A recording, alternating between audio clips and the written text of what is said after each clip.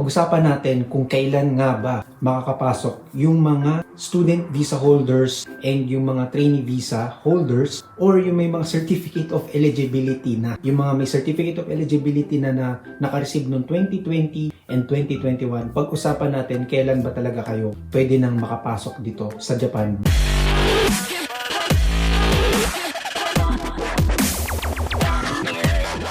Hi guys, this is Alan. Welcome back to this channel, Gaijin World. Kung gusto niyo mabasa yung full article or yung full web page nung article ay ilalagay ko sa description box. Pero ito nga ay tinranslate ko na. So medyo hindi siya ganun ka-accurate yung translation pero ito na nga yun. So naglabas yung immigration ng bagong measure or guidelines para sa mga ryugakusei or yung mga mag-aaral pa lang dito and yung may mga technical training visa, okay? Or yung mga may certificate of eligibility. So according dito na nilabas noong November 5, in the case of study abroad, yung foreign students natin and technical training, special circumstances are considered to be acceptable. So magiging ano sila, magiging special circumstances yung kanilang status dahil nga sa pag-ease ng restriction ng Japan. Para lang dun muna sa ryugakusei or yung mga foreign student and technical training people. In the case of study abroad and technical internship, the guidelines for the implementation of new measures to strengthen border control measures, naglabas sila ng guideline pero sabi dyan, in order to allow gradual entry into Japan while limiting the number of people who can enter the country since study abroad and technical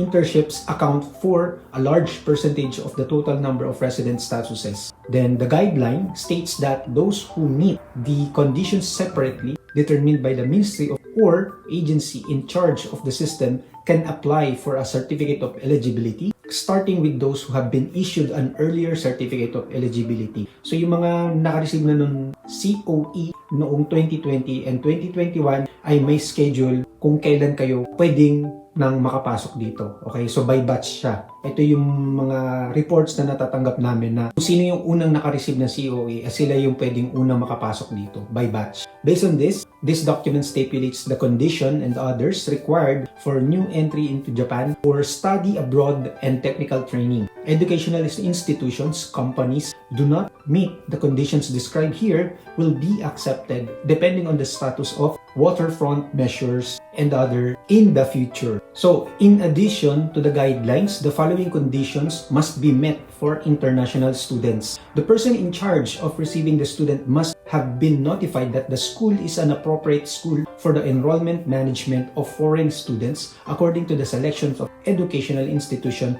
conducted by the Immigration and Naturalization Service for 2021. Only for the school types subject to the selection. Even if you have already been notified that your school is a new school, for this measure, you will be deemed to have been notified that your school is an appropriate school.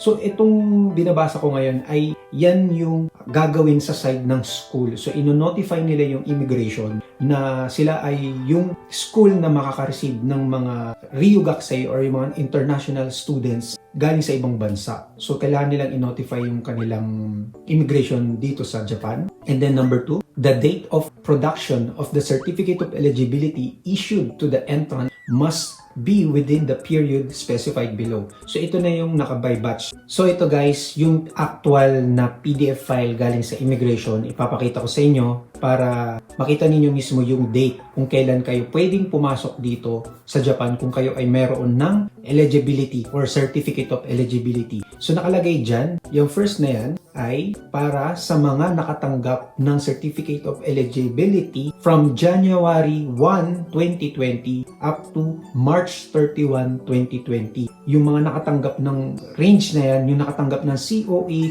doon sa range na yan, doon sa date na yan, ay pwede na silang makapasok dito by November 2021, this month. Okay? Then, yung kasunod naman na entry, ito, yan, ay para yan sa mga nakatanggap ng Certificate of Eligibility from January 1, 2020 up to September 30, 2020. Okay? Sa mga nakareceive ng mga yan, up to September 30, 2020, ay pwede na silang makapasok dito by December 2021. So ibig sabihin yung mga naka-receive from January 1, pwede na kayong pumasok dito ng November and December. Then next year naman, January 2022 ay from January 1, 2020 up to March 31, 2021, sila yung mga pwede nang makapasok dito sa Japan by January 2022. Okay, sana maliwanag yan guys. Yung pinakahuli, ito, yan, ay from January 1, 2020 up to March 31, 2021. Kung sino man yung mga na-issuehan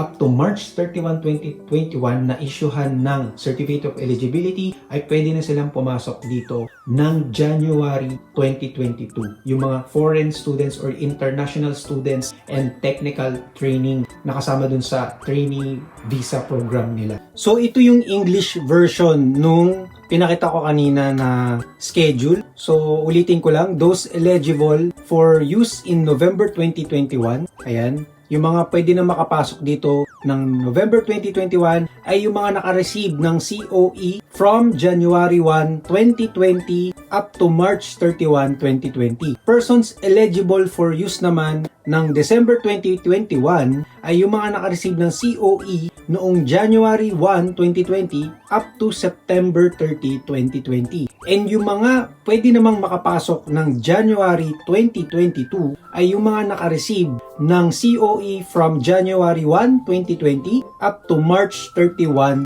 2021. Those eligible for use from February 2022 onwards will be determined based on the implementation status and others. So, yung mga nabanggit kong dates kanina ay para yan sa mga student visa holder or yung may mga COE na and nakatanggap na rin ng student visa. Okay? So, mamaya babasahin naman natin yung para sa mga technical intern training program. So, in the event that the date of the certificate of eligibility issued at the time of the initial planned enrollment differs from the date of the certificate of eligibility currently held by the applicant due to a reapplication for the certificate of eligibility, the conditions will be deemed to be met if the date of the certificate of eligibility originally issued is within the period specified above. So, ibig sabihin, kung nag-expire na yung inyong certificate of eligibility noong 2020 and then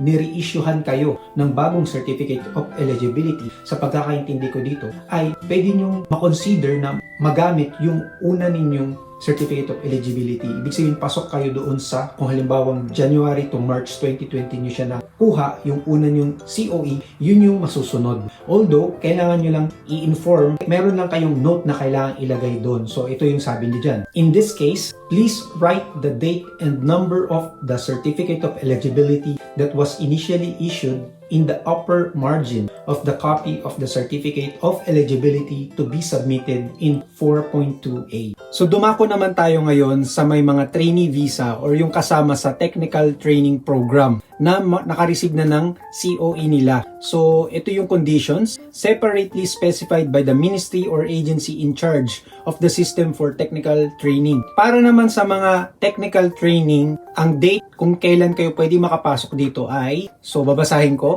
the date of the certificate of eligibility issued to the entrant must be within the period specified below. So ito yon. Those eligible for use in November 2021 ay yung mga naka-receive ng COE from January 1 to June 30, 2020. And then persons eligible for use in December 2021 naman ay yung mga naka-receive ng January 1 up to December 31, 2020. So, ito yung pwedeng makapunta na sa Japan ng December 2021 ay yung mga naka-receive ng COE from January 1, 2020 up to December 31, 2020. Then, persons eligible for use in January 2022 ay yung mga naka-receive ng COE from January 1, 2020 up to March 31, 2021.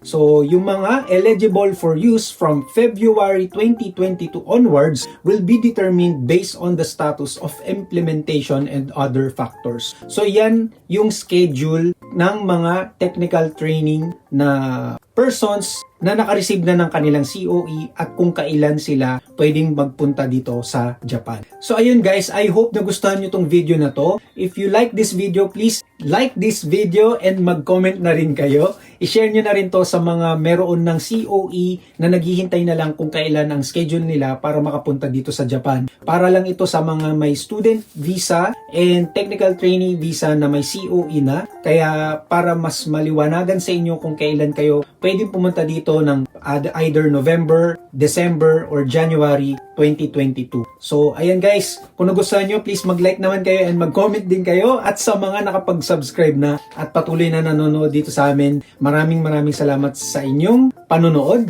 At sa mga hindi pa nakapag-subscribe, mag-subscribe na kayo para lagi kayong updated sa aming mga upcoming news related sa pagpunta dito ng mga iba't ibang klase ng visa dito sa Japan. Ayan, thank you so much for watching and don't forget to click the notification bell para lagi kayong updated sa aming mga latest videos. And check nyo yung aming mga YouTube playlist kasi marami kaming mga videos dyan na makakatulong sa inyong pamumuhay dito sa Japan. Ayan, and i-check nyo rin yung mga videos na lalabas dito, okay? Kasi makakatulong din yan sa inyo. Thank you so much. Have a nice day. Bye!